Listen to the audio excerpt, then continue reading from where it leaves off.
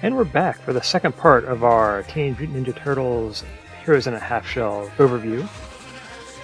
So I'm going to go through a couple of the team ideas I had. So first off, we'll go with my all-time favorite hero, Haymaker. It's always good for the pump to deal some damage.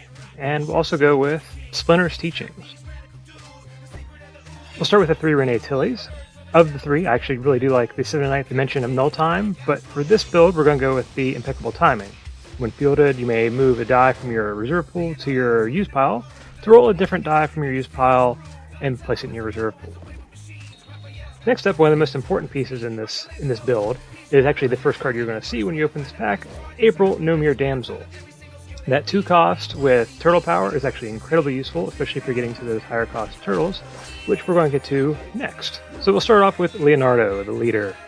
Of these 3, I think they're all very interesting.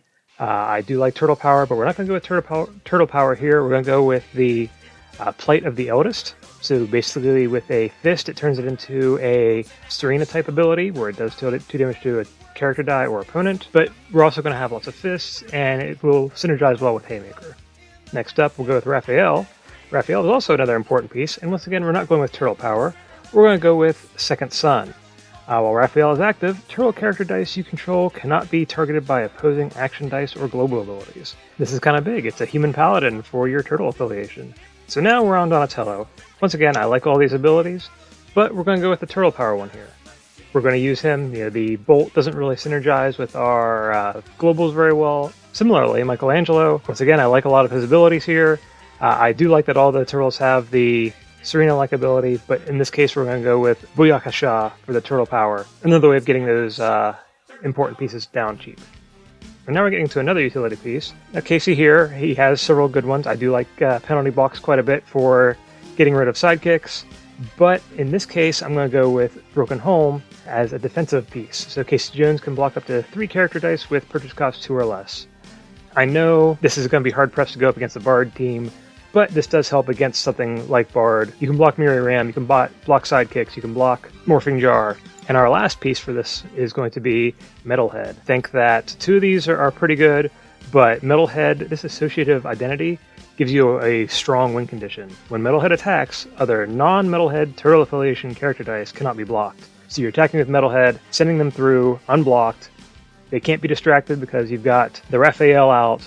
I think that's a strong win condition. He's really the piece that I think makes this team viable. Now, if I was playing this outside of just Turtles, I'd probably swap in a Michelangelo from the original Ninja Turtles to get some more synergy on my energy types. So I would have the fist of that Michelangelo. I also might consider using the Splinter here. It gives all turtle affiliation characters +2 attack and +2 defense. The Renee Tilly isn't really helping a lot in this build, so she might be something replaceable, but she's a low cost. And if I was going totally outside of Turtles, I'd definitely consider bringing in like a Rip Hunter Shockboard or another utility piece like Constantine, just to round out the team a bit more. And now for the villains. I don't think this team is really quite as viable as the Turtles team. This is a fun opposing build to maybe play against a friend or something. So we'll start off with our basic actions. Momentum, which I mentioned before I really like. And we'll go with Speedy Delivery, mostly because of the Bolt. And that Bolt global will be useful for our Foot Ninja. So we're going to, of course, you know me, I'm going to go with the Swarm one.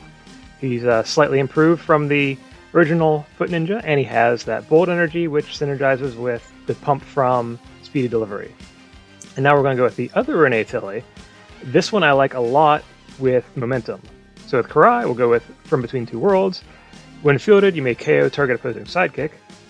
Remember that April O'Neil, that's giving them turtle power, is a sidekick. She's an ally, so that's a way of hopefully slowing down the purchases there. Slash here I think is really interesting. I think the one that is the most interesting is Specimen 6. When he's blocked, deal damage equal to his attack to target opposing character die that is not blocking him. So that's another good source of removal.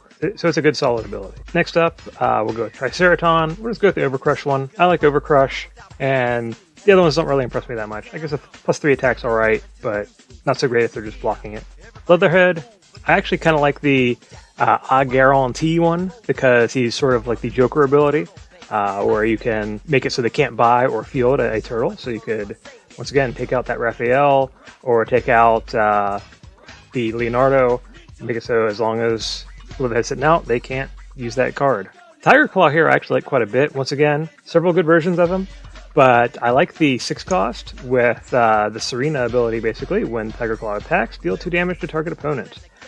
He's a 6 cost, so he's kind of expensive, but his stats are really good, and you can basically just throw him at your opponent every turn. It's a nice heavy pressure piece for masks, so even outside of this Turtles stuff. The Shredders, if I had to pick one here, I'd go with Dining on Turtle Soup. When Shredder KOs an opposing non-villain character die, that die's controller loses 1 life. That includes sidekicks, so you buy them, and you basically just throw them at your opponent every turn, and if they block, they're going to lose a life.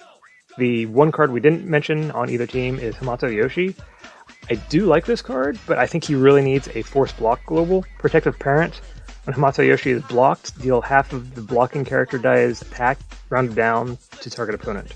So if you force several characters to block him, that's a lot of damage you could potentially be doing. So adding some other pieces outside of Turtles with a Force Block global, he's nasty. Beware of him. Look out for him.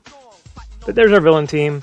I think it skews a little expensive, but thankfully we've got the Foot Ninja there to help with the Swarm. Yeah, I think it's kind of fun. If I was going to swap out with some of the Turtles things, I'd definitely put in this Shredder, where each player loses 1 life each turn. I'm also a big fan of Bebop and Rocksteady, so I would bring them in just because they're so much fun. I don't like getting rid of the Leatherhead, but I'd probably bring them in. And also I really like this Krang. I don't know where I'd fit him in, though. Still, he's a cool card. I want to use them, but probably not. I say again, I think this is a really fun set. A lot of versatility, and really just the one that, if you've got a new player, this is what they should get. They've got something where they can craft it their way, and there's a lot of ways they can build it to be competitive and fun. Big thumbs up here. I really love the set.